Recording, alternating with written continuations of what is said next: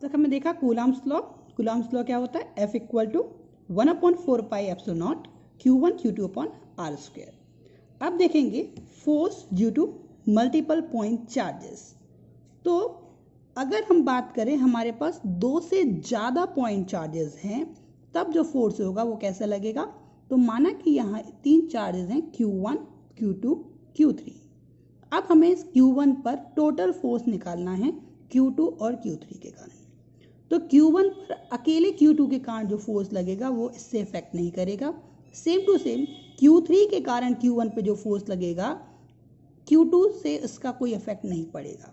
लेकिन Q1 पर Q2 और Q3 का जो टोटल फोर्स लगेगा वो दोनों फोर्सेस का वेक्टर एडिशन के इक्वल होगा। मतलब कि माना कि Q2 के कारण Q1 पर जो फोर्स लग रहा है वो F1 लग रहा है और उसकी डायरेक्शन ये है।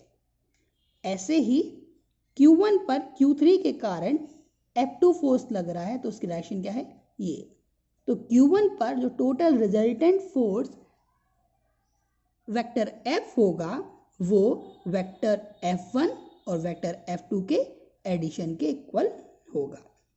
ठीक है, ऐसे ही अगर और पॉइंट चार्जेस होंगे तो सब में टोटल एडिशन जो होगा वो क्या होगा, वेक्टर सम के इक्वल होगा। कुछ एग्जांपल देखते हैं हम कूलम्ब्स लॉ के।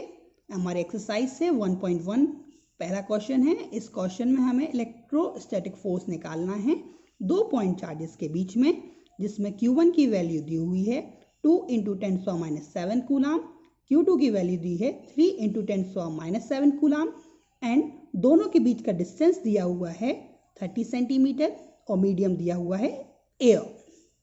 अब हमारे पास जब एयर मीडियम दिया हुआ है तो हमें फॉर्मूला भी क्या लगाना है, एयर के लिए ही लगाना है। That the formula is F equal to 1/4 pi epsilon naught Q1 Q2 upon R square, वेग 1/4 pi epsilon naught equal to 9 × 10⁹ newton metre square पर कूलम स्क्वायर।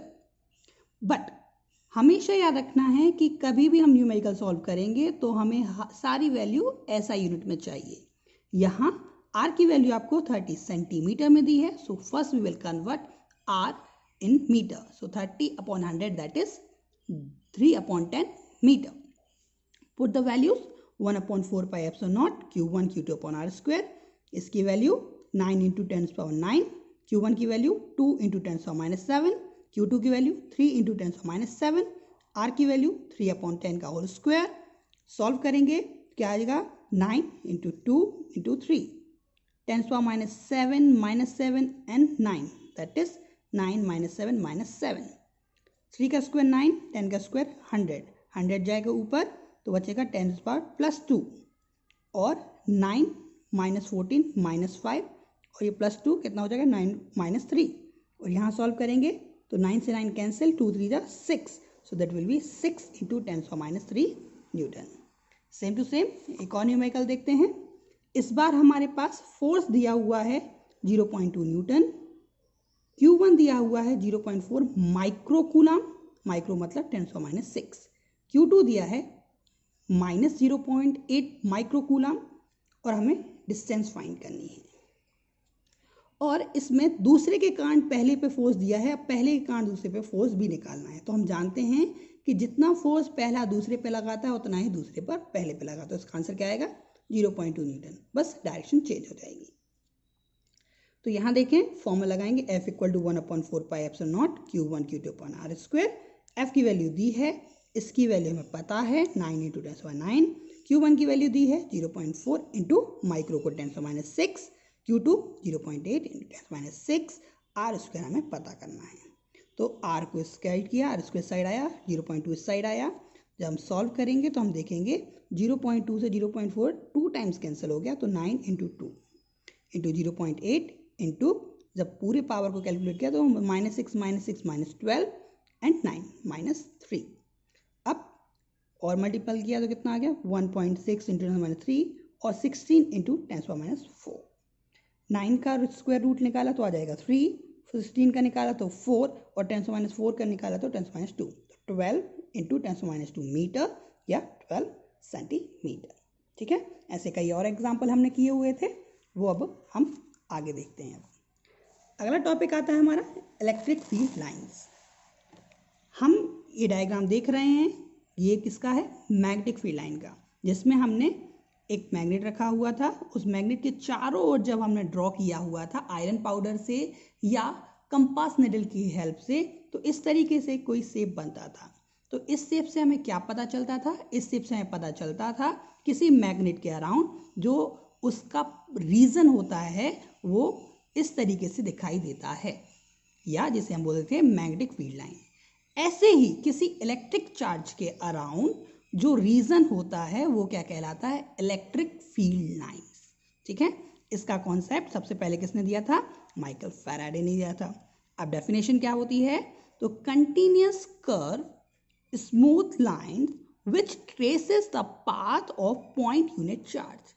किसी एक पॉइंट यूनिट चार्ज को जब छोड़ दिया जाता है तो वो जो पाथ कवर करता है उस पाथ को हम क्या बोलते हैं? Electric field. और इसे जिससे रिप्रेजेंट करते हैं उन्हें बोलते हैं इलेक्ट्रिक फील्ड लाइन। अब देखते हैं कुछ इलेक्ट्रिक फील्ड लाइंस। तो अगर एक पॉइंट चार्ज पॉजिटिव चार्ज है तो उससे हमेशा परपेंडिकुलरली जो फील्ड लाइंस हैं वो बाहर की ओर जाएंगी। एक नेगेटिव चार्ज में परपेंडिकुलरली फील्ड लाइन जो हमेशा अंदर की ओर आएंगी। अब अगर एक पॉजिटिव चार्ज और एक नेगेटिव चार्ज का सिस्टम है तो क्या होगा? पॉजिटिव से निकलेंगी नेगेटिव में, पॉजिटिव से निकलेंगी नेगेटिव में।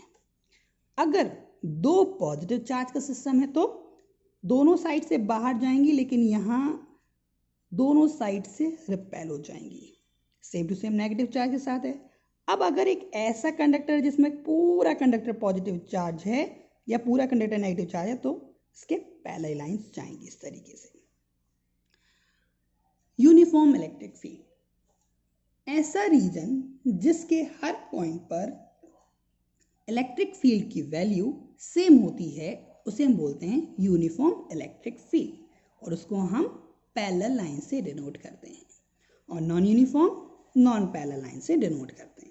ठीक है, इलेक्ट्रिक फील्ड लाइंस की प्रॉपर्टीज। तो सबसे पहले ये प्रॉपर्टी क्या होती हैं? These are the imaginary smooth lines. These start with positive and end with negative. Tangent on any point on an electric field line shows direction of electric field at that point। मतलब कि किसी भी electric field line के किसी भी point पर अगर हम टेंजेंट ड्रॉ करेंगे तो वो टेंजेंट उस पॉइंट पर इलेक्ट्रिक फील्ड की डायरेक्शन को शो करेगी। ठीक है, next property, two lines never intersect each other. दो फील्ड लाइंस कभी भी एक दूसरे को इंटरसेक्ट नहीं करती। क्यों नहीं करती? क्योंकि जब इंटरसेक्ट करेंगे तो एक कॉमन पॉइंट आएगा जो कि दोनों लाइन पर होगा, और वो उस पर दो टेंजेंट ड्रॉ होंगी जो कि एक टाइम पर एक पॉइंट पर दो डायरेक्शन शो करेंगी, जो कि गलत होगा। ठीक है, next, lines perpendicularly in and out to spheres. अगर नेगेटिवली चार्ज स्फीयर है तो परपेंडिकुलर इन होंगी, अगर पॉजिटिवली चार्ज स्फीयर है तो परपेंडिकुलरली आउट होंगी। More important property is inside any conductor there are no electric field lines, and when no electric field lines means there is no electric field. Okay, जहां electric field line denser होती हैं वहां electric field ज्यादा होती है, जहां electric field lines rare होती हैं वहां इलेक्ट्रिक फील्ड कम होती है। ठीक है, note points, lines are imaginary but electric field is real. Now the what is the concept of electric field? जब किसी एक चार्ज को हम रखते हैं तो उसके अराउंड का वो पूरा फील्ड जहां तक कि कोई दूसरा चार्ज इसके कारण फोर्स एक्सपीरियंस कर सके, उस पूरे फील्ड को हम इलेक्ट्रिक फील्ड कहते हैं। दैट इज, माना कि एक दूसरा पॉइंट चार्ज है, वो यहाँ फोर्स एक्सपीरियंस कर रहा है, यहाँ फोर्स एक्सपीरियंस कर रहा है, बट उसको हम यहाँ ले आए तो यहाँ फोर्स एक्सपीरियंस नहीं कर रहा है, मीन्स इसकी फील्ड केवल कहाँ तक है? यहाँ तक। तो field around any charge where it can experience a electrostatic force is called electric field. It is a space property. ये क्या है? स्पेस की प्रॉपर्टी है। अब इसमें दो चार्ज होते हैं, एक सोर्स चार्ज होता है और एक टेस्ट चार्ज होता है। ठीक है, माना कि टेस्ट चार्ज को हम किससे रिप्रेजेंट करते हैं, क्यू नॉट। अब ये क्यू नॉट की वैल्यू जो होती है वो क्या होना चाहिए, टेस्ट चार्ज की वैल्यू होनी चाहिए बहुत ही छोटा होना चाहिए, बहुत ही छोटा, that is Q naught tends to 0। अब बात करते हैं electric field intensity. So unit positive point charge जितना एक्सपीरियंस फोर्स करता है उसे हम इलेक्ट्रिक फील्ड इंटेंसिटी कहते हैं, और we can say the force पर unit charge, force per unit charge in electric field is called electric field intensity। मतलब कि हमारे पास फोर्स पर यूनिट चार्ज कर दिया तो क्या आ गया, इलेक्ट्रिक फील्ड इंटेंसिटी। इसकी यूनिट क्या होगी, फोर्स की यूनिट न्यूटन, चार्ज की unit coulomb, so that is E की यूनिट हो जाएगी फोर्स पर कूलाम, दैट इज न्यूटन पर कूलाम। अब यहाँ टेस्ट चार्ज की बात कर रहे थे तो टेस्ट चार्ज की वैल्यू क्या लेनी है हमें, बहुत छोटी, तो हमने क्या लगा दी, लिमिट। तो लिमिट क्या क्या बता रही है, Q naught tends to be 0, मतलब बहुत छोटा होना चाहिए। ठीक है, अब इससे हम क्या और लिख सकते हैं, जब E इक्वल टू F1Q है तो F इक्वल टू क्या लिख सकते हैं, Q नॉट इंटू ई। ये भी हमारा फोर्स का एक दूसरा फॉर्मूला हो गया। अब देखते हैं E due to a point charge. तो माना कि एक पॉइंट चार्ज है Q जो A पर रखा हुआ है, इससे R डिस्टेंस पर एक टेस्ट चार्ज रखा हुआ है P पर। अब Q नॉट है, अब इस दोनों के बीच जो इलेक्ट्रोस्टैटिक फोर्स होगा वो कितना होगा, 1/4 pi epsilon naught Q into Q not upon R square, जहाँ Q नॉट क्या है, टेस्ट चार्ज क्या है, टेंड्स टू 0। हम जानते हैं डेफिनेशन ऑफ इलेक्ट्रिक फील्ड से कि E equal to limit Q naught tends to 0 F upon Q naught. अब F क्या होता है, ये है, तो हमने रख दी वैल्यू, और अपॉन ने क्या रख दिया, Q नॉट, तो Q नॉट से Q नॉट कैंसिल, क्या आ गया हमारे पास, E equal to 1/4 pi epsilon naught Q upon R square newton पर कूलाम। तो ये फॉर्मूला हमारा आ गया, जो कि हमारा मेन फॉर्मूला है किसी पॉइंट चार्ज के कारण इलेक्ट्रिक फील्ड क्या होती है, 1/4 pi epsilon naught Q upon R square. किसी पॉइंट चार्ज के कारण फोर्स क्या होता है, 1/4 pi epsilon naught Q1 Q2 upon R square. Okay, तो E is inversely proportional to 1/r square. ऐसे मल्टीपल चार्ज के कारण के क्या होगा कि अलग अलग के कारण E1 होगी, तो टोटल E जो होगी वो वेक्टर सम होगा अलग अलग पॉइंट के कारण। ठीक है।